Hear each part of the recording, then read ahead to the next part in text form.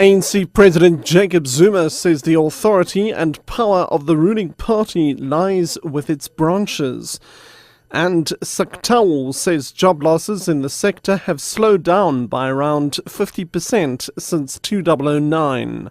I'm Richard Brooks. ANC President Jacob Zuma says the authority and power of the ruling party lies with its branches. He's been addressing the closing session of the ruling party's fourth policy conference in Midrand. The more than 3,000 delegates used the four-day meeting to refine policy proposals.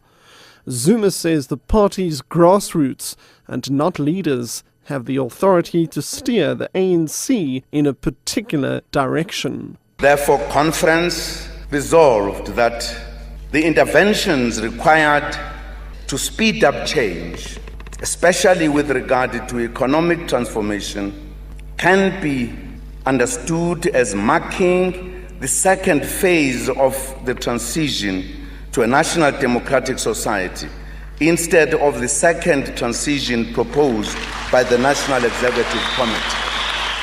Clothing and Textile Workers Union Textile says job losses in the sector have slowed down by around 50% since 2009.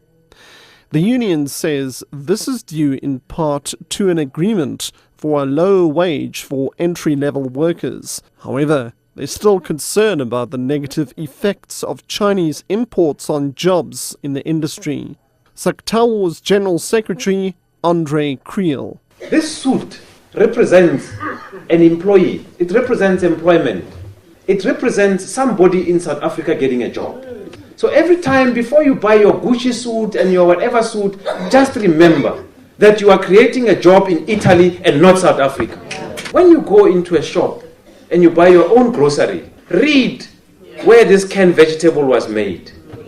Bus company SA Roadlink has threatened to take legal action against Western Cape transport authorities. This after two of its vehicles were pulled off the road in the Southern Cape. The company has also accused Provincial Transport Minister Robin Carlyle of victimization. Traffic officials say the buses were found to be unroadworthy. Scores of passengers have been left stranded. Roadlink spokesperson Tanya Smith says they have written to Carlyle asking him to stop treating them unfairly, failing which they will ask the courts to intervene. The Greater Taung municipality has promised to ensure that water supply is restored to the local public hospital. This after some services such as laundry were delayed due to the disrupted water supply at the hospital. Residents of Manakwani village, which falls under the municipality, cut the water supply during demonstrations against water shortages recently. Municipal spokesperson Charity McCord. Sidibeng Water is appointed. They are our service provider providing water on behalf of the municipality to all residents of Greater Taung. So Sidibeng Water has been assisting the hospital with water tanks.